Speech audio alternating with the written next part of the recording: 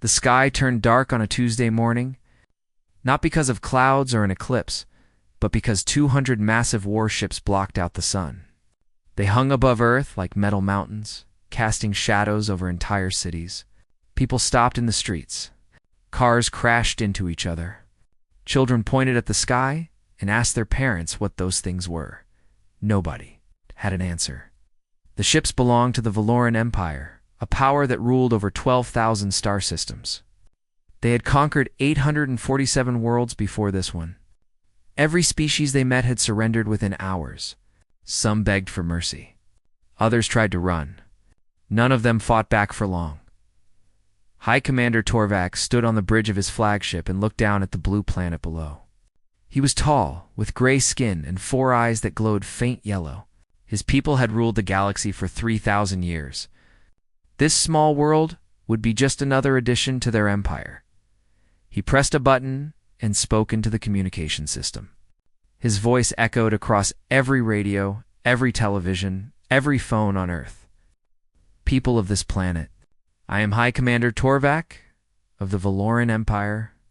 Your world now belongs to us. You will surrender immediately. Your leaders will present themselves to our ships within 6 hours. If you resist, we will destroy your cities one by one. This is not a negotiation. This is your only warning. The message ended. Torvak smiled. He had given this speech many times before. Usually, the response came within minutes. Crying, begging, promises of obedience. But Earth went silent. 1 hour passed. Then 2, then 6. No response came. Torvak felt confused. Perhaps their communication systems were primitive. Perhaps they did not understand. He ordered his officers to repeat the message in every language they could find in Earth's broadcasts. Still, nothing. On the planet below, the world's leaders gathered in an emergency meeting. They argued and shouted and pointed fingers at each other. Some wanted to surrender. Some wanted to fight. Some wanted to pray. In the middle of all this chaos, one man stood calm and quiet. His name was Park Jun, a general from the Korean Peninsula sector. He was not the oldest or the loudest person in the room. But when he spoke, everyone listened. They expect us to give up, he said. His voice was steady. Every other species they met gave up. That is why they are so confident. That is also their weakness. A politician slammed his hand on the table. Weakness? They have 200 warships. We have nothing that can fight them. Park Jun nodded slowly. You are right. We cannot fight them in space. But they will have to come down here eventually. And down here on our ground, things will be different. The room fell silent. An old general from Europe leaned forward. What exactly are you suggesting? Park Jun looked at him with calm eyes. I am suggesting that we do something no species has ever done to the Valoran Empire. I am suggesting that we fight. 3 days passed. The Valoran ships waited in orbit. High Commander Torvak grew impatient, then annoyed, then curious. He had never waited this long before. What were these creatures doing down there? His intelligence officers brought him reports. The humans were not preparing to surrender. They were building walls, digging tunnels, moving weapons, training soldiers. They were preparing for war. Torvak laughed when he heard this.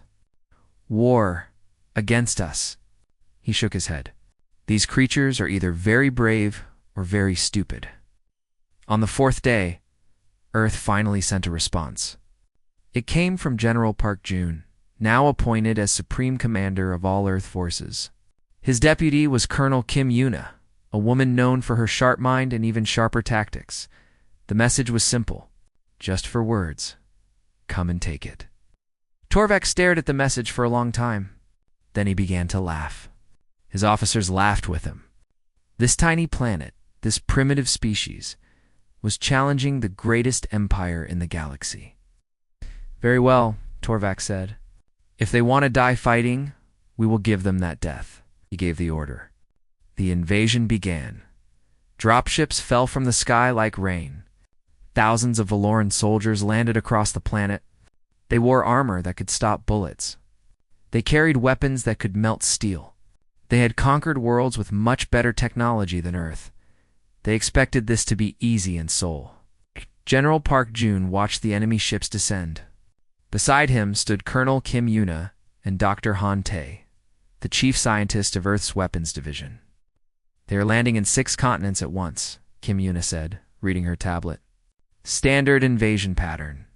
They want to overwhelm us quickly." Park Jun nodded. "Good. Let them spread thin. Let them think they are winning." Dr. Han Tae adjusted his glasses. "The EMP grenades are ready? They should disable their shields temporarily." "Temporarily is all we need," Park Jun replied. Kim Yuna looked at her commander. "Sir, I have to ask, do you really think we can win this?" Park Jun was quiet for a moment. He looked out the window at the alien ships in the sky. He thought about his daughter, his wife, his home.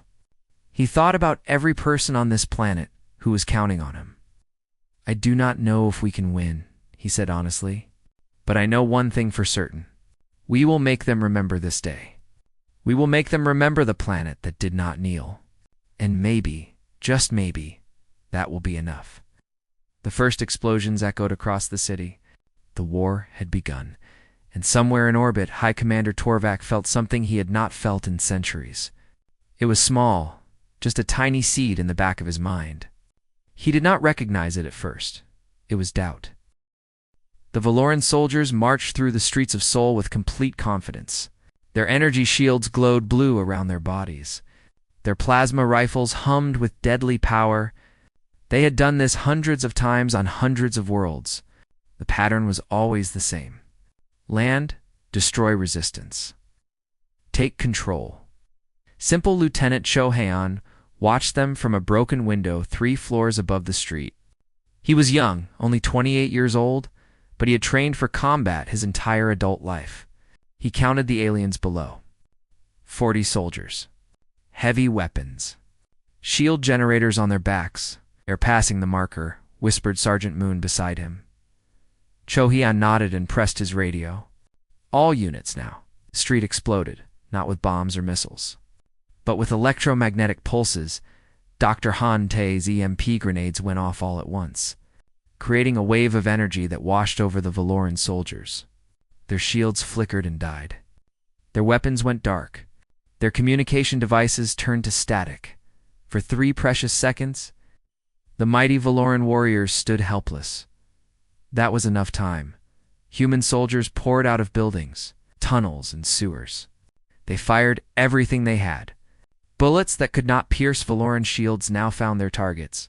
The aliens fell one by one, shocked and confused. They had never experienced anything like this. Cho Haeon led the charge himself.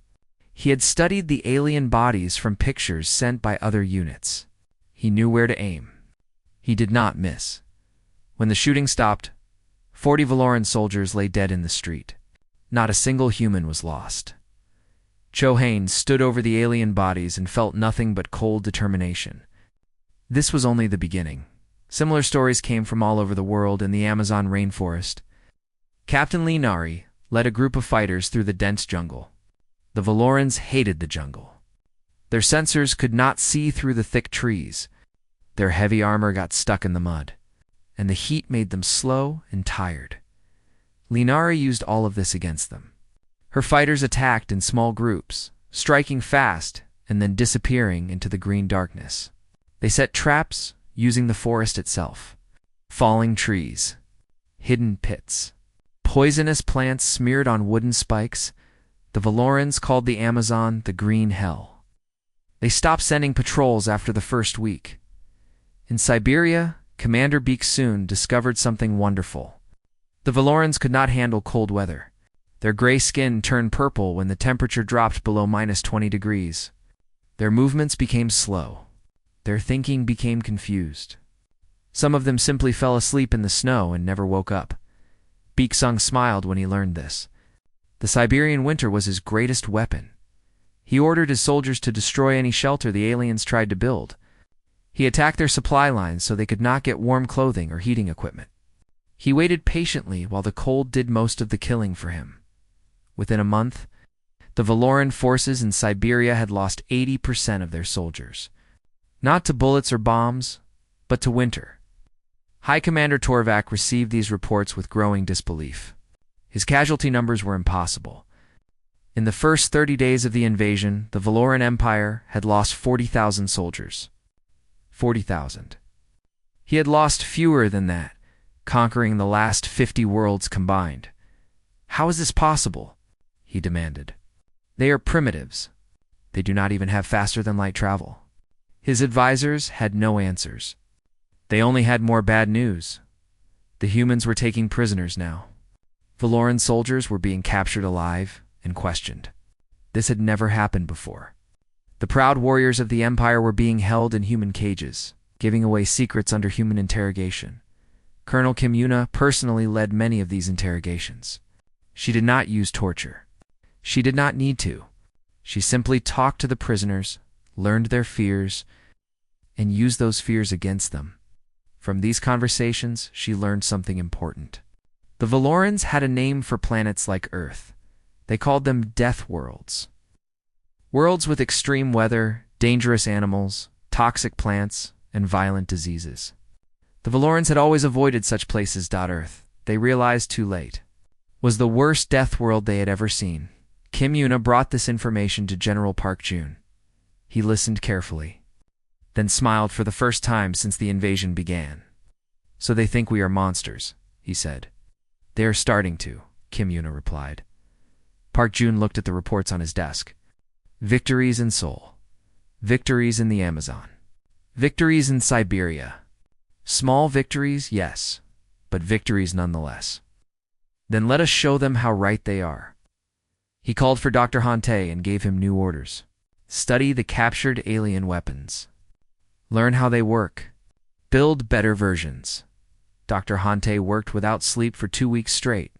He took apart plasma rifles and energy shields. He studied Valoran armor and communication devices. He learned their technology faster than anyone thought possible. Humans are good at one thing above all else, he told his team. We learn, adapt. We improve. By the end of the second month, human soldiers were carrying weapons that fired Valoran plasma. They wore armor that combined human steel with alien alloys. They used captured shield generators to protect their positions. The Valorans were shocked. No species had ever reverse-engineered their technology so quickly. No species had ever turned their own weapons against them.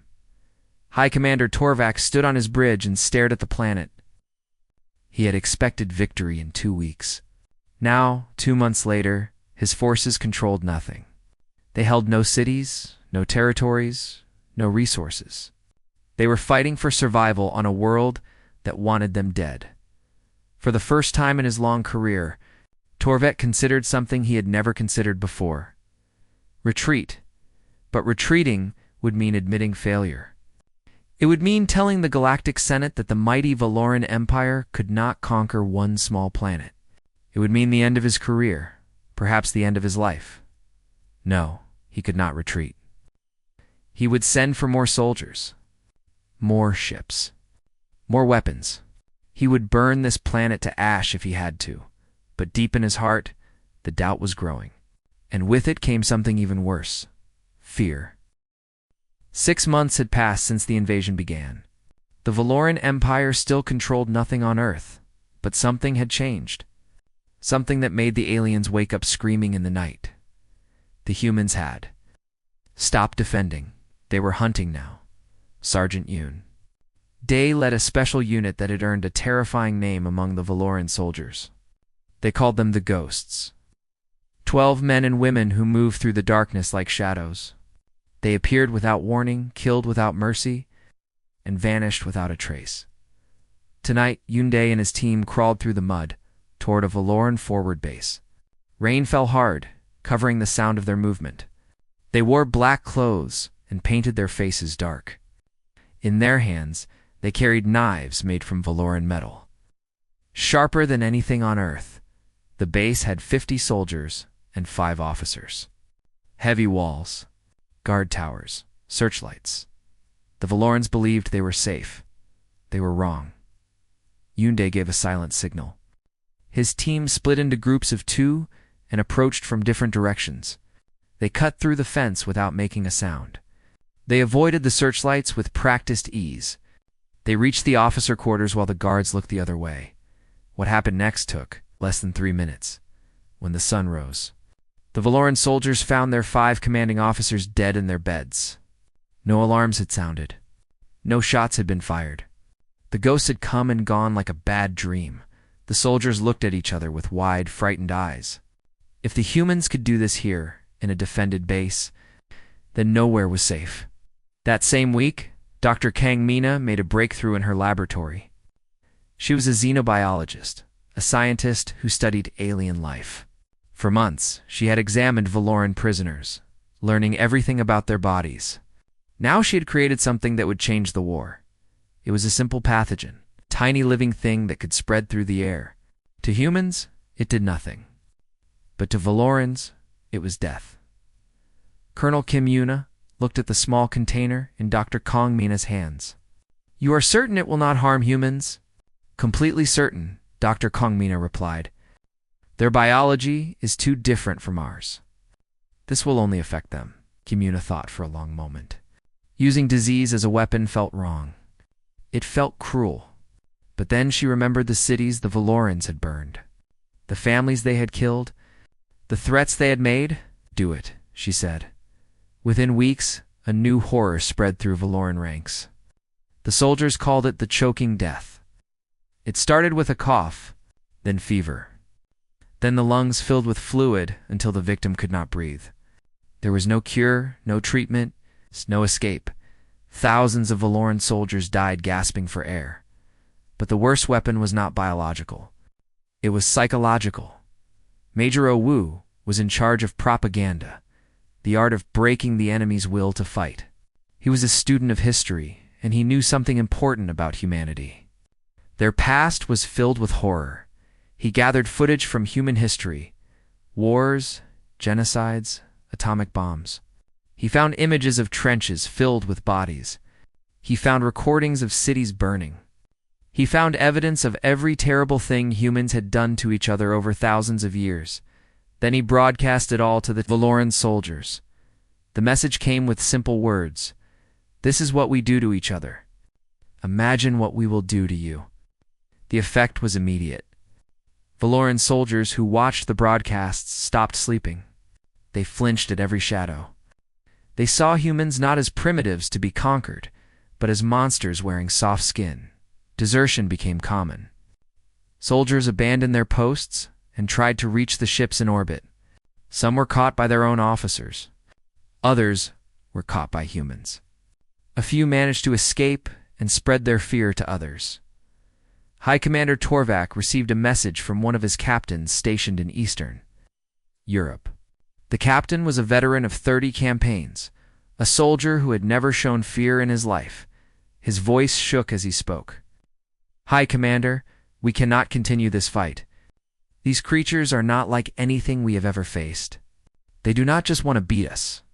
They want to break us. They want us to feel terror before we die. I have lost half my soldiers to the sickness and half of what remains to madness. Please, sir, I beg you, get us off this planet." "Ack!" Torvak ended the transmission without responding. He stood alone on his bridge and tried to understand what was happening. His soldiers were dying. His officers were begging to leave. And the humans, those weak little creatures, were winning. He sent a desperate message to the Galactic Senate. "Send reinforcements. Send the entire fleet if necessary. These creatures must be stopped before they leave their world." The Senate received his message with confusion. The Valoran Empire? Asking for help? Against a species that had not even discovered faster-than-light travel? It seemed impossible. But they sent observers to see for themselves. What those observers found terrified them. They found Valoran soldiers hiding in bunkers, afraid to go outside. They found mass graves filled with bodies. They found human fighters carrying alien weapons, wearing alien armor, speaking to each other with cold, determined voices. They found a species that had looked at the mightiest empire in the galaxy and said, "We are not afraid of you." One observer sent a secret report back to the Senate. His words would be remembered for centuries. We have made a terrible mistake. We have awakened something on this planet. Something that does not know how to surrender. Something that learns and adapts faster than any species we have ever seen. If they ever develop the technology to leave their world, they will not stop at defending themselves. They will come for us. They will come for all of us. On Earth, General Park Jun read the captured alien reports and allowed himself a small smile. The plan was working. The Valorans were breaking. Now it was time for the next phase. It was time to take the war to the stars. 1 year after the invasion, Earth did the impossible. It struck back. For 12 months, Dr. Hante and his team had worked on the captured Valoran ships. They learned how the engines worked. They understood the weapons. They figured out the secrets of faster-than-light travel. Then they built their own fleet. 50 ships rose from hidden facilities around the world. They were not beautiful like the Valoran vessels. They were rough, practical, built for one purpose only. War Admiral Shin Jae stood on the bridge of the flagship, a vessel named Defiance. He was an old Navy man, used to commanding ships on water. Space was different, but war was war. The principles remained the same. "All ships report ready, Admiral," his communications officer said. Shin Jae nodded. He looked at the stars through the viewing screen. Somewhere out there was an empire that had tried to enslave his planet. Somewhere out there were worlds full of aliens who thought humans were weak. They were about to learn otherwise. "Set course for this X7," he ordered. The Valoran outer colony. "We will show them what it feels like to be invaded." The fleet jumped to faster-than-light speed and vanished from Earth's orbit. This X7 was a mining world, rich in metals and crystals. 50,000 Valoran civilians lived there, along with a small military garrison. They had never been attacked. They never expected to be attacked. They were too far from any enemy. Protected by the might of the Empire. When the human fleet appeared in their sky, they did not even understand what they were seeing. Captain Mbora led the ground assault. She was small, barely 1.5 meters tall, but she moved with the confidence of someone who had never lost a fight. Her Marines followed her without question. The Valoran garrison tried to resist. They fired their weapons and activated their shields and called for reinforcements that would never come. The battle lasted 72 hours. When it was over, the humans controlled the colony. But what happened next surprised everyone. Including the Velorans, Captain Mbora ordered her soldiers to help the wounded aliens. Human medics treated Valoran injuries. Human engineers repaired damaged buildings. Human soldiers shared their food and water with civilians who expected to be killed. A young Valoran child approached Captain Mbora, shaking with fear. "Are you going to eat us?" the child asked. Mbora knelt down to meet the child's eyes. "No," she said gently. "We are not monsters. We are just people who refuse to die." Word spread across the galaxy. The humans had conquered a Valoran world, but they had not massacred the population. They had not enslaved anyone. They had shown mercy. This confused the Galactic Senate more than any military victory. Conquerors were supposed to be cruel. Conquerors were supposed to take revenge. The humans were doing something no one understood, back on Earth. Colonel Kim Yuna finally understood the truth about the Valoran Empire. She had interrogated a captured admiral, a high-ranking officer who knew the Empire's secrets. What she learned changed everything. "The Empire is built on fear," she told General Park Jun. "Every species they conquered stayed conquered because they were afraid. Afraid of punishment. Afraid of pain. Afraid of death. But fear only works if everyone believes the Empire cannot be beaten." Park Jun leaned forward in his chair. "And now? Now the galaxy knows the truth. We beat them. One small planet, with primitive technology, beat the mighty Valoran Empire. If other species learn that the Empire can be defeated," she let the sentence hang in the air. Park Jun finished it for her. "Then they will rise up. Every enslaved world, every conquered species, they will all fight back." He stood and walked to the window. Outside, human soldiers trained with alien weapons. Human engineers built more ships. Human scientists developed new technologies. His people had done what no one thought possible, but it was not enough. Not yet. We cannot just win this war, he said quietly. We have to break the Empire completely. We have to show every species in the galaxy that the Valorans can be humiliated. We have to destroy their myth of invincibility. Turned to face Kim Yuna. His eyes were hard and determined. Prepare for Operation Phoenix. We are going to attack Valora Prime. Kim Yuna's eyes widened. The homeworld.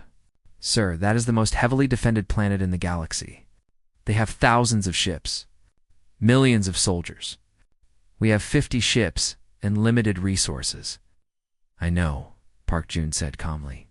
That is exactly why we have to do it. No one believes it is possible. When we succeed, the entire galaxy will know that nothing can stop humanity. The preparations took 3 months.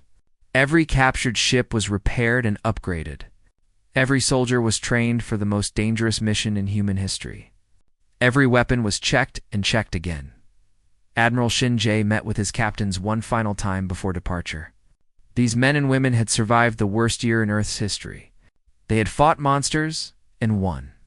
Now they were about to face an even greater challenge. Some of you will not return, Shin Jae told them honestly. Some of us will die in the void between stars. But every death will have meaning. We are fighting for our planet. We are fighting for every species the Empire has enslaved. We are fighting to change the galaxy forever.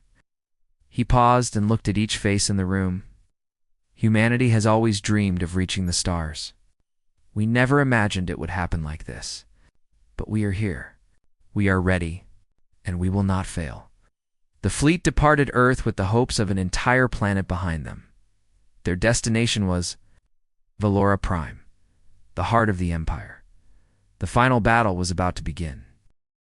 The human fleet emerged from faster-than-light travel above Valora Prime. 50 ships against the heart of an empire. Below them lay a world that had ruled the galaxy for 3,000 years. Above them hung 500 Valoran warships, the largest defense fleet ever assembled. Admiral Shin Jae looked at the enemy forces on his screen and felt no fear. He had felt fear once, back when the aliens first appeared above Earth. That fear had burned away over the past year, replaced by something harder, something stronger. He opened a communication channel to the planet below. I Senate of the Valoran Empire, he said. His voice was steady and calm. 1 year ago, you came to our world demanding surrender. You promised destruction if we refused. You called us primitives. You thought we would kneel. He paused to let the words sink in. Today, we stand above your homeworld. Your invasion has failed. Your soldiers are dead or retreating. Your empire is cracking. We did not come here for revenge. We did not come here for conquest. We came here to deliver a message to every enslaved species in your domain. He leaned forward, his eyes cold as ice. The Valoran Empire can be beaten.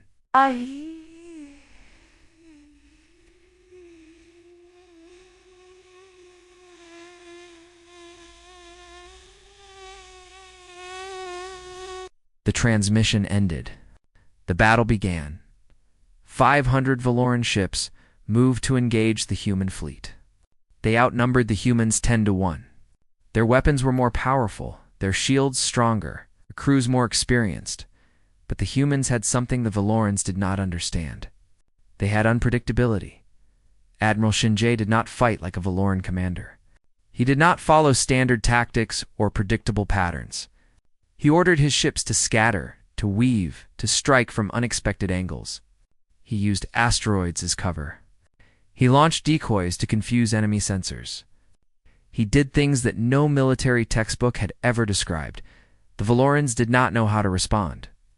Their training taught them to fight organized enemies. The humans were chaos made into fleet formation.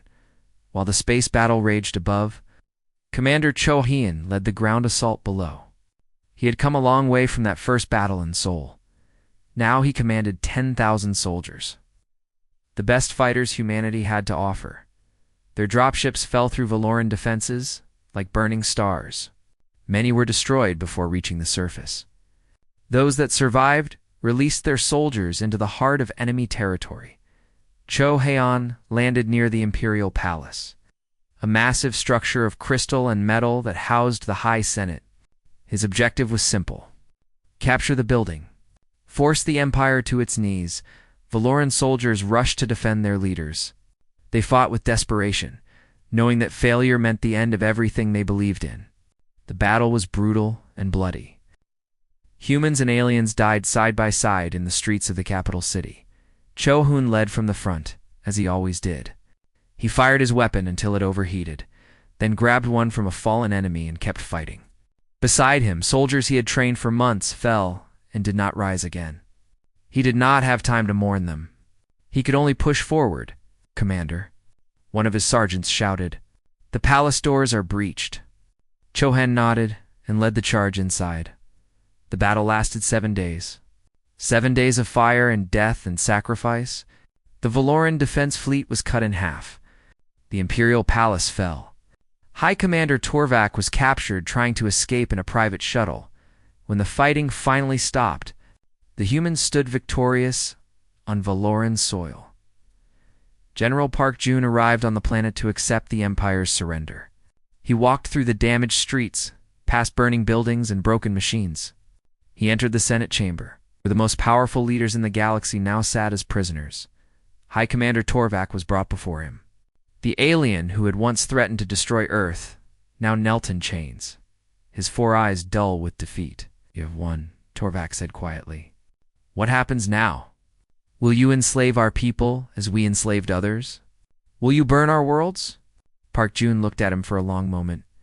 "No," he said finally. "We will not become what we fought against. Your empire is finished, but your people will live.